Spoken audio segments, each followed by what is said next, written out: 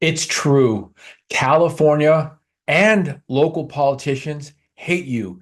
Yes, you and me, us landlords. Why do our local and state politicians constantly pass bills that hurt landlords and coddle tenants? I don't know. Is it because they're liberal?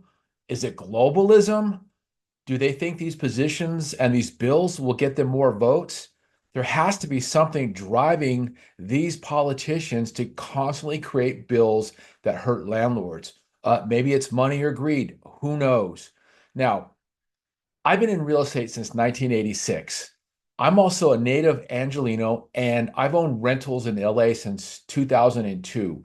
So I've done it all just like you. I've evicted tenants, dealt with the housing department inspections, um, you know, interviewed tenants for renting my unit, um, dealt with government BS and running my building for a long, long time. Plus, I've been selling real estate since 1986. So I've helped a lot of landlords buy property, sell property, advise them on running their building. So I've been around, I've done it all, and I got a lot of experience, especially in the Los Angeles rental market world. So let's talk about the recent legislative and political trends that are making it harder and harder to be a landlord in California and especially Los Angeles.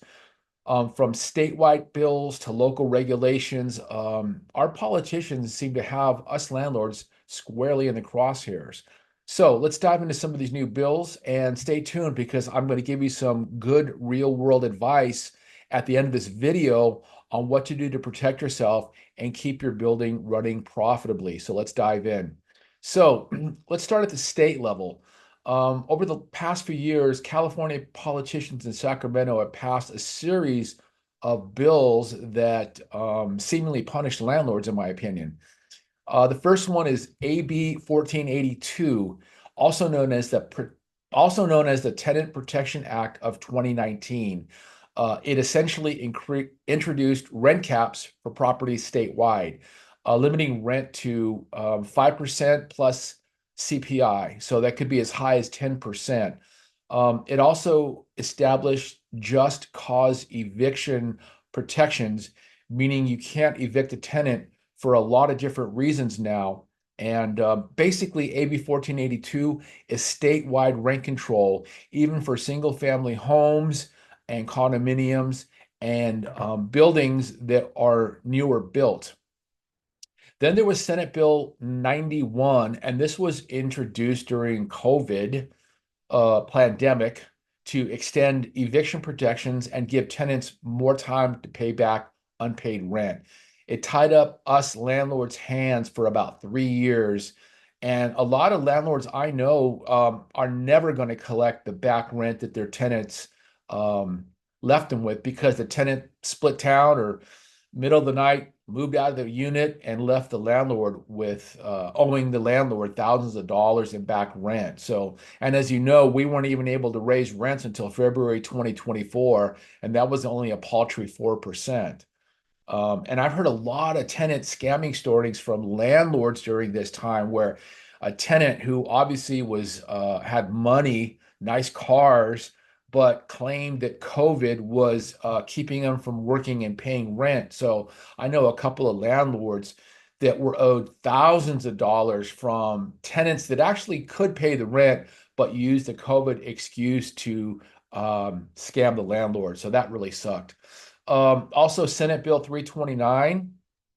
This bill makes it illegal for landlords to deny Section 8 applicants. So, some people like having Section 8, some people don't, but this bill did not give you a choice. You could not refuse to rent to somebody solely because they were a tenant, solely because they were a Section 8 tenant.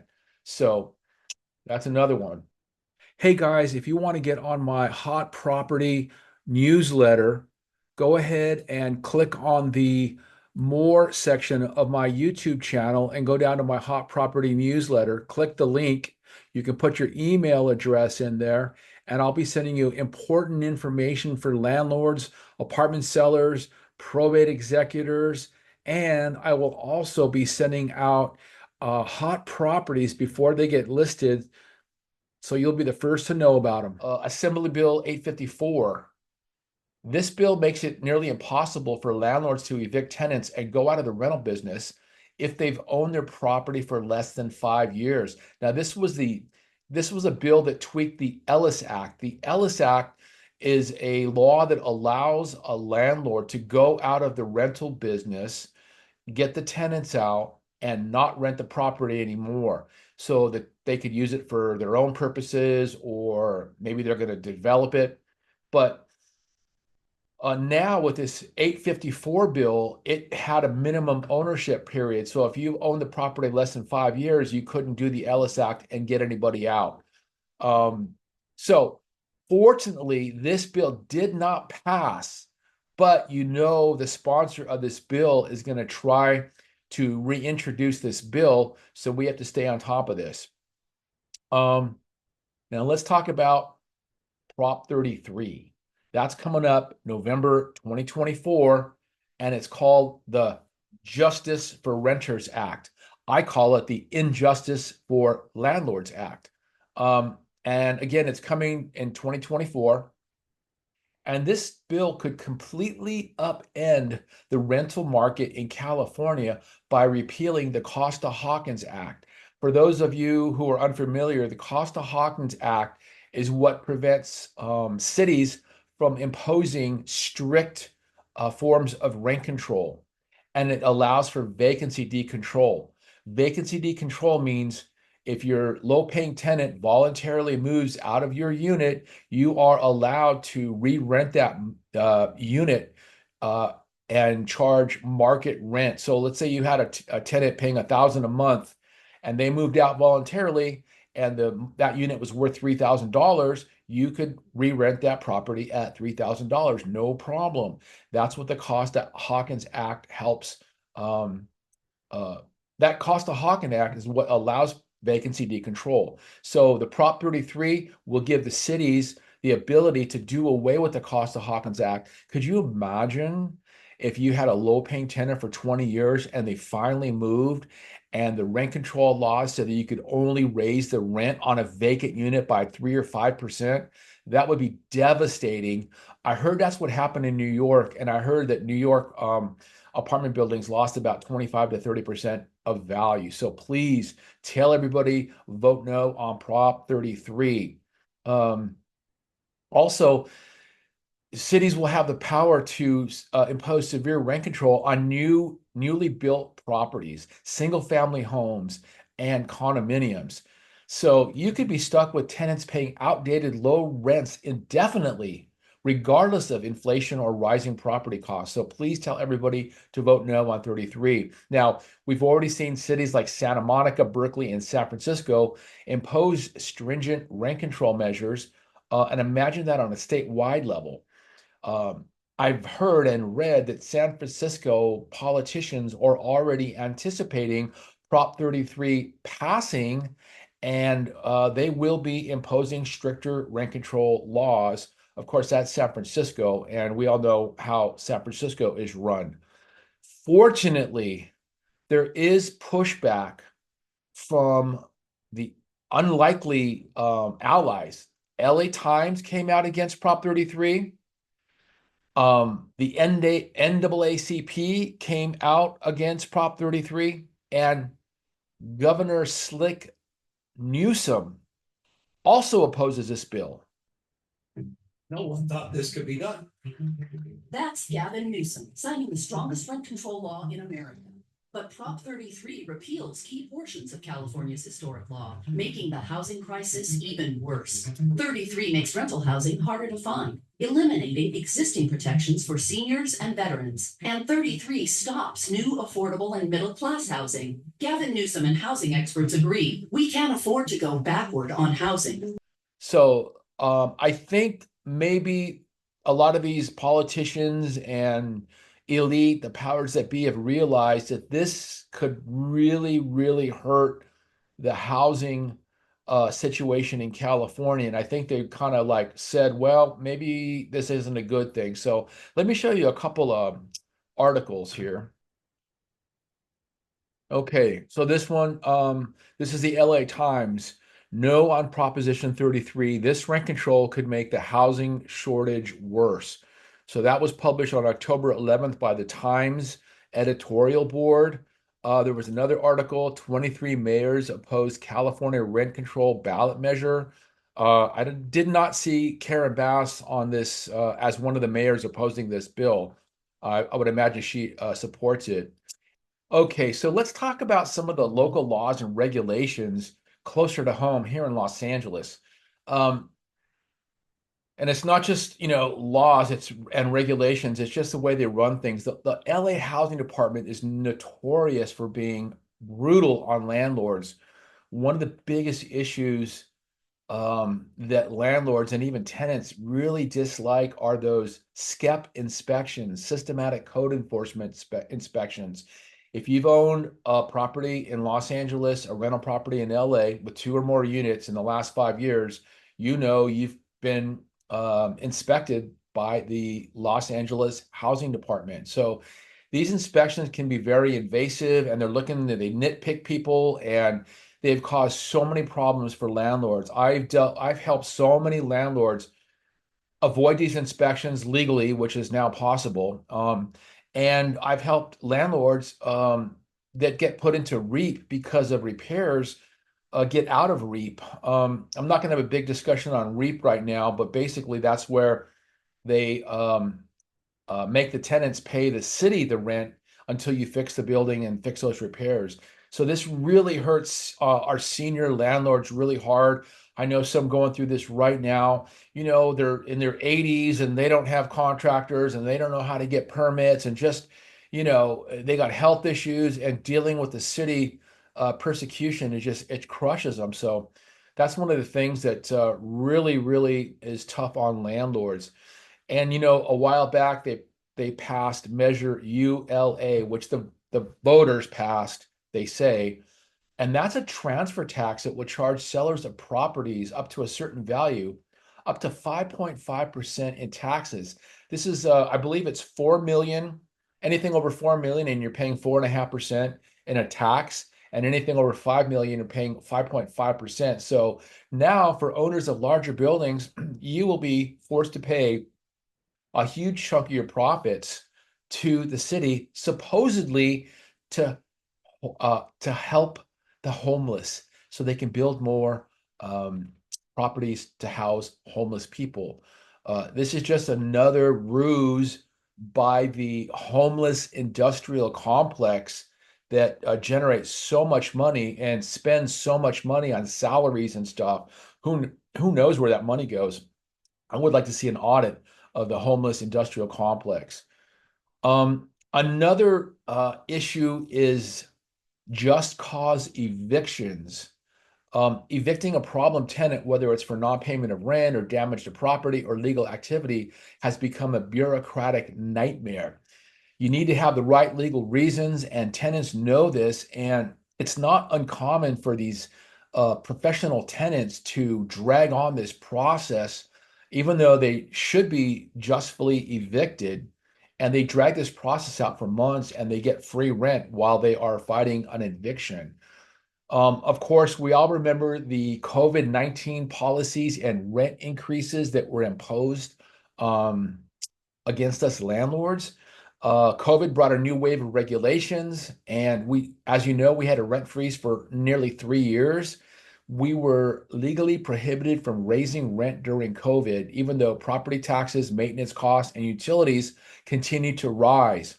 On top of that, the eviction moratorium uh, allowed tenants to claim financial hardship due to COVID, which meant they didn't have to pay rent. And they were supposed to pay it back after this regulation was over. But many tenants skipped out or they didn't pay rent, and landlords lost hundreds of thousands, if not millions of dollars due to these COVID regulations. So I know landlords that are still trying to collect, but good luck, guys. Um, and if all of this wasn't bad enough, there's new laws being considered in California that could make things even worse. And it's called, I don't know what it's called, but they're considering legislation that will make landlords pay tenants legal fees if the tenant decides to sue the landlord. So imagine these bogus lawsuits that are going to come out of the woodwork with unscrupulous attorneys, knowing that their legal fees are going to be covered by you, the landlord. I mean, another egregious, kick in the teeth by our wonderful politicians here in LA and California. Another thing that is being weaponized against landlords are the series of anti-harassment bills. Now, these are intended to protect tenants from landlord harassment. But these laws are very vague and open to interpretation of what exactly harassment is. So it makes it really easy for tenants to claim harassment when the landlord was just simply communicating to them or telling them to obey the lease or pay their rent. So that's another thing that we are going to have to be on the lookout for. So what can landlords do? How do we fight back against all this? Um, it feels like politicians have made us housing providers the enemy, and tenants can do no wrong. So it's more important than ever to stay informed, to follow new legislation closely, and make sure that you have a great landlord attorney on speed dial. So don't lose hope. Despite all these challenges, real estate in California remains a valuable investment. You just have to navigate the tricky landscape carefully. And let's talk about some real world things that you can do to navigate this new world while staying compliant with the law. So, first thing is you have to understand and stay on top of local and state laws. They're changing all the time, new ones come out all the time, and a lot of these are very complex. So, staying updated on these laws is crucial. You don't want to end up in a situation where you're inadvertently violating tenants' rights. That's the first step to a lawsuit. So make sure you have a good real estate attorney who specializes in landlord tenant law to ensure compliance or to deal with any legal issues when they pop up. If you need a good attorney or two, I know several excellent landlord attorneys. Hit me up. I'll send you a referral for a good attorney. Always subscribe to updates from local housing authorities like the Los Angeles Housing Department and participate in landlord workshops. The LAHD website has a lot of good information for landlords to stay out of trouble. And I would join their newsletter so you get periodic updates on things that are happening that are important to know. Um, the next thing you got to do is make sure you screen your tenants thoroughly because a well-screened tenant can avoid headaches down the road. With just cause eviction laws making it harder to remove problem tenants, it's crucial to pick the right tenants and be very, very vigilant in the application process. So you always want to perform a full background check on every applicant, credit check, employment verification, rental history, and check for any eviction records. One thing that Dennis Block said in a video that was very important was to make sure you Google any applicant for your building. See if they've been involved in any lawsuits, especially if they've sued anyone or they've been sued for evictions. Really important. Dennis says he will not rent to any tenant that has ever been involved in a lawsuit, especially if that tenant was suing somebody. Very, very important. You need to contact the previous landlords to inquire about if they paid rent on time, if they were a good tenant, did they bother anybody, did they follow the lease to the letter of the law? That's very, very important. So next thing, use the right rental agreement. Your lease agreement is your first line of defense in avoiding trouble. A well-written lease can prevent problems from you in the future. Now, my advice is to use the rental agreement that has been created by landlord attorney Dennis Block.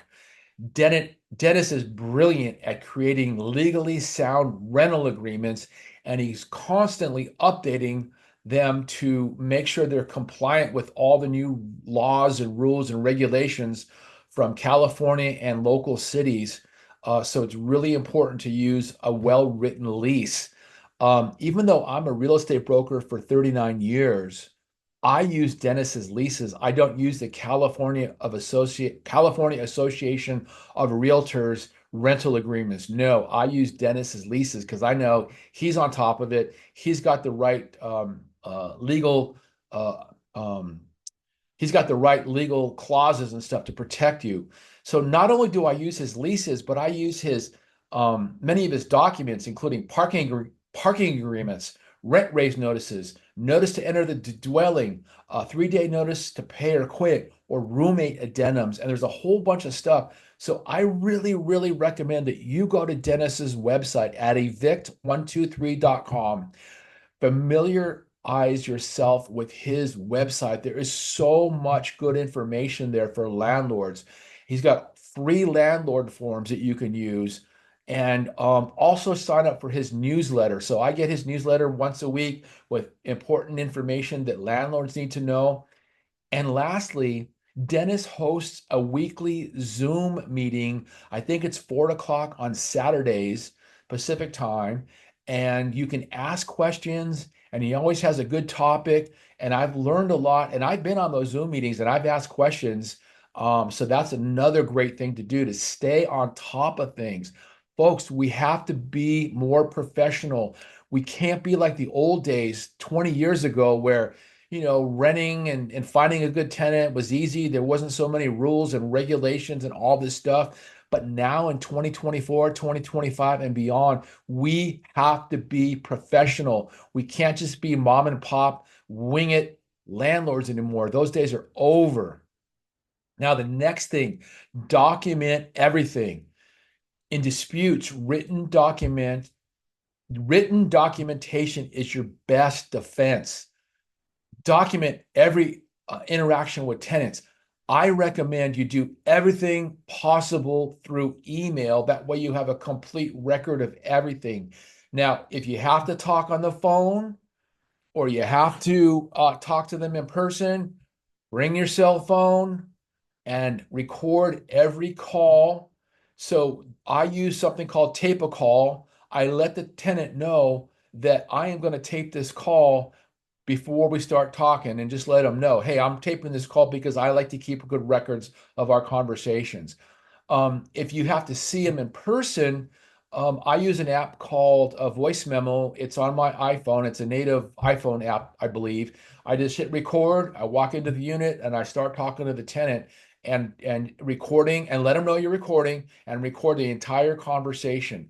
Guys, going forward, litigation is going to get it's going to get worse and worse. So you have to document everything so they can't lie to an attorney or to the judge when you have proof. No, sir, I recorded the conversation. I have it right here.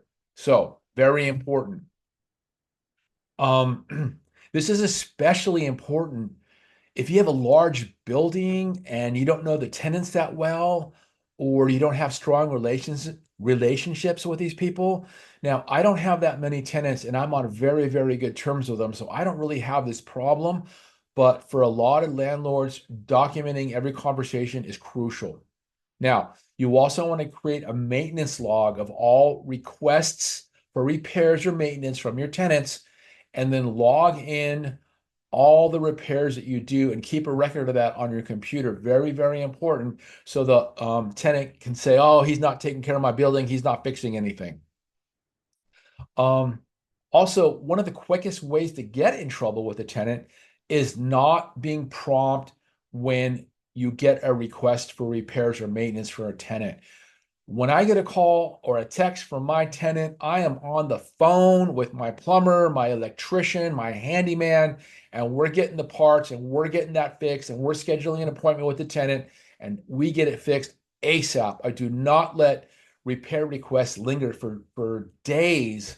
I get them done right away. So That is super, super important. So prioritize repairs, address them immediately, perform regular inspections so that you can catch things before they become a problem.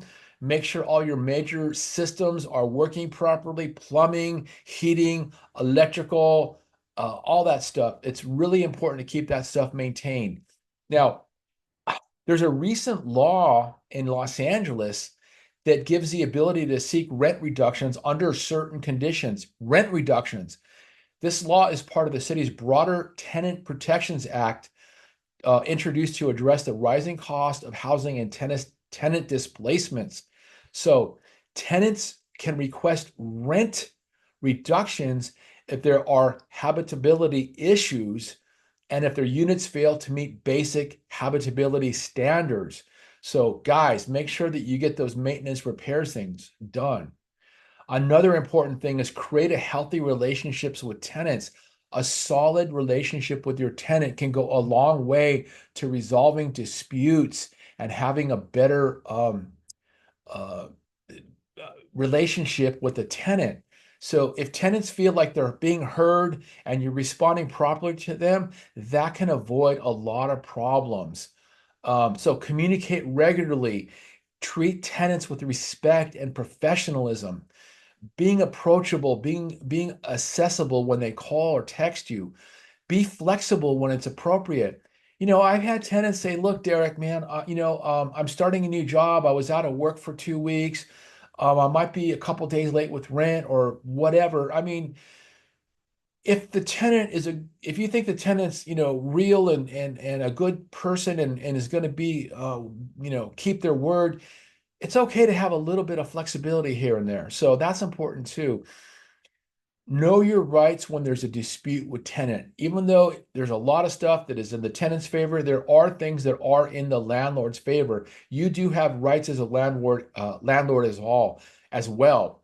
When tenants violate the lease, don't hesitate to enforce those rights. You may have to pick up the phone and call your landlord attorney, but you do have rights and make sure you know them. So again, reach out to your attorney. I mentioned before, it's important to find an attorney before you need him or her.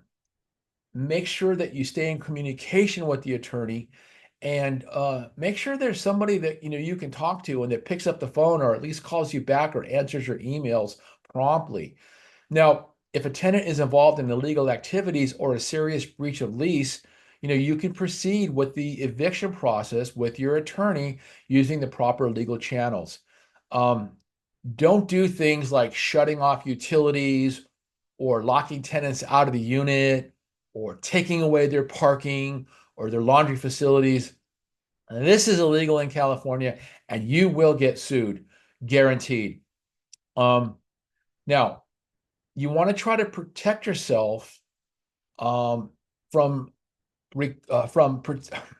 you want to protect yourself from having to cover the legal fees of tenants in certain disputes. So one of the things that's super important is carry the right property insurance. Most insurance companies' policies cover lawsuits from tenants, but you better check your insurance before you sign up for a new carrier or check your current policy. I know somebody that was just sued for habitability issues, and their insurance company paid $35,000 to settle the lawsuit, and nothing came out of the landlord except I think a $1,000 deductible. So, really important to make sure you have insurance for legal issues in your policy. Let's see. Okay, next thing, stay active in local landlord advocacy groups. I mean, politicians may seem to be out to target landlords, but joining forces with other property owners and being involved in local advocacy groups is super important. I'm a member of landlord associations like AGLA, the CAA, California Apartment Association, AOA USA, Apartment Owners Association, all these groups. Make sure you participate in their Zoom meetings, join their newsletters, and stay in touch with these people. Go on the website, scan everything. Again, we have to stay informed as landlords. We have to be more professional. We have to seek out important information so that we know how to run our buildings properly. Also, support political candidates that are pro landlord. Very important. So I hope this information was important and good for you. By following these tips, we landlords can protect ourselves and run our buildings more efficiently and stay out of trouble in this, political landscape that we are in California and or in Los Angeles or whatever city you're in. Um, be proactive. Kate, be proactive. Take steps that will keep you out of trouble and keep your properties profitable. Again, we have to be more professional in our approach to landlording. The old days are the old days. We can't do things like we used to do way back when. So we need to band together, support each other, and continue to educate yourself to stay on top of all the issues that we deal with as landlords. All right, guys, that's it for today. I hope you enjoyed this information. We'll talk to you soon. This is Derek Ruiz.